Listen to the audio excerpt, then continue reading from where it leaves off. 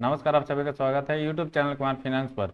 Root mobile limited को stock market में list हुए अभी 1 साल भी नहीं हुआ और जब इसका मार्केट में आईपीओ आया था इसका प्राइस बैंड करीब 345 टू 350 रखा गया था। लेकिन तब से देखा जाए तो इसके शेयर प्राइस में जबरदस्त मूवमेंट देखने को मिला था और स्टॉक मार्केट में लिस्टिंग होने के कुछ महीने बाद ही इसने अपने लाइफ टाइम हाई को अचीव किया, जो करीब 1900 रुपया के आसपास था। उसके बाद से लगातार इसके शेयर प्राइस में करेक्शन का दौर जारी था और एक बार के लिए 1500 रुपया तक पहुंच गया है। लेकिन एक बार फिर से इस स्टॉक में मूवमेंट बनता हुआ दिख रहा है, क्योंकि इसमें 11% के आसपास अपवर्ड ट्रेंड देखने को मिल रहा है 25 मई 2021 को। इसमें जो आपको 11% के आसपास अपवर्ड मूवमेंट देखने को मिल रहा है, इसके पीछे क्या रीजन है? करंट लेवल पर इस शेयर को बाई किया जा सकता है, लॉन्ग टर्म हो या शॉर्ट टर्म हो, अच्छे रिटर्न के लिए। इस कंपनी का बिजनेस क्या है, इसने पास्ट में कैसा परफॉर्मेंस दिया है और आने वाले फ्यूचर में इसका क्या टारगेट प्राइस हो सकता है, ये पूरा डिटेल समझने के लिए हम इस वीडियो में इसका स्टॉक एनालिसिस करें। उसके पहले मैं कहना चाहूंगा, अगर आप फर्स्ट टाइम विजिटर हैं इस चैनल पर और मेरा दिया हुआ कंटेंट अगर आपको पसंद आता है, इस चैनल को सब्सक्राइब करने के बारे में जरूर सोचिएगा।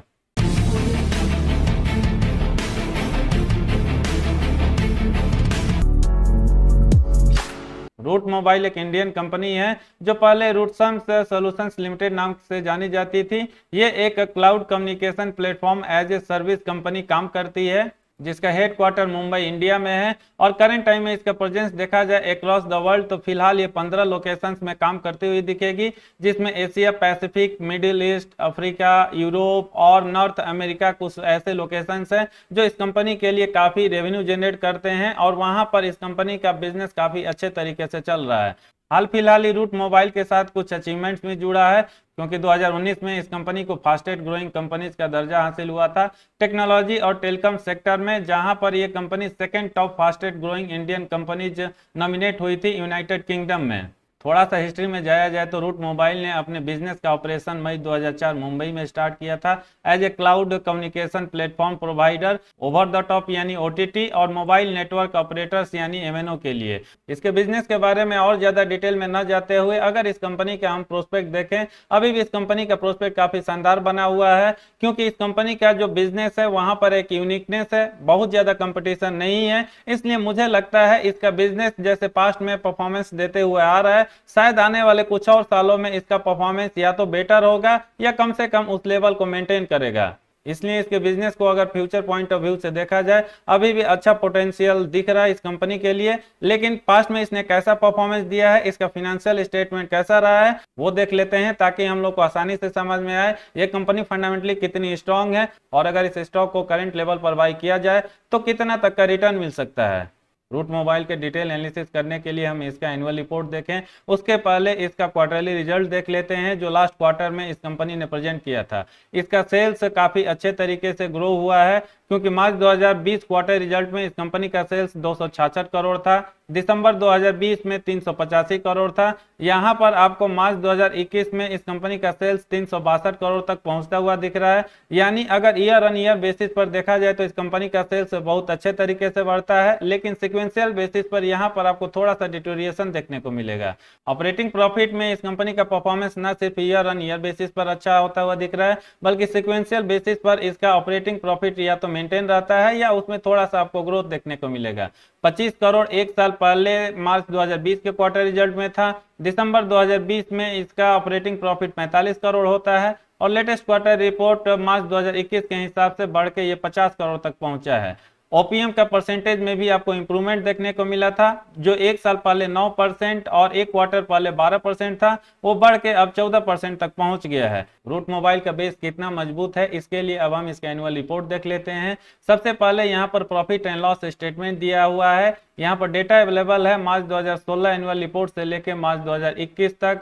सेल्स इस कंपनी का इस पीरियड में 367 करोड़ से बढ़ के 1406 करोड़ तक पहुंचता है, यानी करीब आपको यहाँ पर 4 साढ़े 4 गुना का ग्रोथ देखने को मिलेगा। ऑपरेटिंग प्रॉफिट इस पीरियड में 80 करोड़ से बढ़ के 174 करोड़ तक पहुंचा है, जो करीब डबल ही होता है। और सेल्स के कंपैरिजन में थोड़ा सा कमजोर भी नजर आ रहा है। उसका रीजन है ओपीएम का परसेंटेज, क्योंकि 22% इसने मार्च 2016 एनुअल रिपोर्ट में मेंटेन किया था, जो अगले लगातार कुछ एनुअल रिपोर्ट्स में आपको घटता हुआ दिखेगा और लेटेस्ट एनुअल रिपोर्ट के हिसाब से ये 12% तक पहुंच गया है। जरूर यहाँ पर एक साल पहले के कंपैरिजन में आपको इंप्रूवमेंट दिखेगा या 2 साल पहले के कंपैरिजन में भी आपको इंप्रूवमेंट देखने को मिलेगा, लेकिन ओवरऑल अगर ओपीएम का परसेंटेज देखा जाए तो 6 साल में इस कंपनी का थोड़ा सा डिक्लाइन हुआ है। नेट प्रॉफिट इस कंपनी का पिछले 6 साल में 63 करोड़ से बढ़ के 133 करोड़ तक पहुंचा है, यानी जिस रेशियो से ओपीएम आपने इसका ग्रो होते हुए देखा उसी हिसाब से आपको इसका नेट प्रॉफिट भी बढ़ता हुआ दिखेगा। डिविडेंड पे आउट परसेंटेज देखा जाए तो इस कंपनी का परफॉर्मेंस कोई खास नहीं रहता है, इसलिए पिछले कुछ एनुअल रिपोर्ट में लगातार आपको 13% या 9% के रेंज में दिखेगा। रूट मोबाइल का ओवरऑल पास्ट परफॉर्मेंस देखा जाए तो इसका कंपाउंडेड सेल्स ग्रोथ पिछले 5 सालों में काफी मजबूत और अच्छा बना हुआ है। लास्ट 1 ईयर में इसने 47% का कंपाउंडेड सेल्स ग्रोथ दिखाया है, 3 साल में 41%, 5 साल में 31%। कंपाउंडेड प्रॉफिट ग्रोथ भी इसका ठीक ठाक ही माना जाएगा 3 सालों के परफॉर्मेंस के बेसिस पर। जरूर इसका परफॉर्मेंस 5 साल के बेसिस पर थोड़ा सा एवरेज माना जा सकता है, क्योंकि मात्र ये 16% है, जबकि 3 साल में ये 40%, जो कि इसके कंपाउंडेड सेल्स ग्रोथ के लाइन में ही है। लास्ट ईयर इस कंपनी का परफॉर्मेंस जरूर रहता है और ये करीब 129% हो जाता है, जो इसके सेल्स ग्रोथ से काफी ज्यादा है। स्टॉक प्राइस सीएजीआर आपको यहां पर देखने को नहीं मिलेगा, क्योंकि स्टॉक मार्केट में लिस्ट हुए इस कंपनी को अभी 1 साल भी नहीं हुआ है। रिटर्न ऑन इक्विटी भी इस कंपनी का शानदार बना हुआ है और पिछले 5 सालों के रिकॉर्ड के हिसाब से मिनिमम 28%, जबकि मैक्सिमम ये 31% रहा है, जो किसी भी कंपनी के लिए बहुत ही अच्छा और मजबूत माना जा सकता है। बैलेंस शीट में कंपनी ठीक ठाक नजर आती है। कंपनी का रिजर्व्स लेटेस्ट एनुअल रिपोर्ट मार्च 2021 के हिसाब से 594 करोड़ का बना हुआ है, इसको भी अच्छा माना जा सकता है इसके मार्केट कैप को कंसीडर करते हुए। कंपनी के ऊपर कोई खास कर्ज नजर नहीं आता है और लास्ट एनुअल रिपोर्ट के हिसाब से मात्र ये 19 करोड़ है, इसको भी नेग्लेक्ट किया जा सकता है और हम फिलहाल इसको डेट फ्री कंपनी मान सकते हैं। रेशियोज में रिटर्न ऑन कैपिटल एम्प्लॉयड का परसेंटेज इसका मार्च 2017 रिपोर्ट के हिसाब से एक्सेप्शनल है, क्योंकि ये 76% है। उसके बाद से हालांकि इस कंपनी का आरओसी परसेंटेज आपको 32%, 28%, 29% और 33% दिखेगा, इसको भी हम अच्छा मान सकते हैं, क्योंकि किसी भी कंपनी के लिए रिटर्न ऑन कैपिटल एम्प्लॉयड का परसेंटेज अगर 28% या इसके ऊपर रहता है, आसान नहीं होता है लगातार 5-6 सालों तक मेंटेन करना। शेयर होल्डिंग पैटर्न में यहाँ पर डेटा अवेलेबल है पिछले 3 क्वार्टर का, सितंबर 2020 से लेकर मार्च 2021 तक का। प्रोमोटर्स की होल्डिंग ऑलमोस्ट आपको कांस्टेंट नजर आएगी और ये 66.33% में मामूली गिरावट के साथ 65.35% तक पहुंचा है। एफआईज की होल्डिंग में आपको बढ़ोतरी देखने को मिलेगी पिछले 3 क्वार्टर में और ये 10.34% से बढ़ के 15.94% तक हुआ है। डीआईज की होल्डिंग में आपको यहाँ पर गिरावट देखने को मिलेगी और ये 13.42% से गिर के 5.77% तक पहुंचा है। ये गिरावट हो या इसमें ग्रोथ हो, उसका डिटेल इस वीडियो में आगे चलकर हम जानेंगे। कितने इसमें एफआईज ऐड हुए हैं या कितने डीआईज इस कंपनी से क्विट किए हैं। पब्लिक की होल्डिंग में भी आपको यहाँ पर बढ़ोतरी देखने को मिलेगी और ये करीब 10% से बढ़ के 12.94% तक पहुंचा है। इस कंपनी का प्रॉस देखा जाए तो पिछले कुछ क्वार्टर्स में इसने अपने कर्ज को कम किया है, ये अब ऑलमोस्ट डेट फ्री नजर आ रही है। ये पार्ट यहाँ पर इरेलीवेंट हो जाता है क्योंकि इसका क्वार्टर रिजल्ट आ चुका है और इस कंपनी का रिटर्न ऑन इक्विटी पिछले 3 सालों के ट्रैक रिकॉर्ड के हिसाब से काफी शानदार है, क्योंकि ये ऑन एवरेज 27.50% है। जबकि कॉन्स देखा जाए तो स्टॉक का करंट मार्केट प्राइस इसके बुक वैल्यू से 13.37 टाइम्स ज्यादा चल रहा है और प्रोमोटर्स की होल्डिंग लास्ट क्वार्टर में 0.40% कम होती हुई दिख रही है। आगे बढ़ते हुए रूट मोबाइल का इन्वेस्टमेंट चेकलिस्ट के साथ ही करंट लेवल पर बाई किया जा सकता है या नहीं, टेक्निकल एनालिसिस देखें। उसके पहले इस कंपनी का प्राइस एंड वॉल्यूम देख लेते हैं, वहीं पर पिक्चर आपको क्लियर हो जाएगा क्यों इसके शेयर प्राइस में 11% के आसपास अप मूवमेंट देखने को मिला है 25 मई 2021 को। और इस कंपनी का परफॉर्मेंस शॉर्ट एनालिसिस में कैसा है? शॉर्ट एनालिसिस में इस कंपनी का परफॉर्मेंस अच्छा माना जा सकता है, क्योंकि इसके फेवर में फिलहाल स्ट्रेंथ 11, अपॉर्चुनिटी 3, टोटल 14 स्कोर हो रहा है, जबकि इसके अगेंस्ट में वीकनेस 4 और थ्रेट 1, टोटल मात्र 5 स्कोर हो रहा है।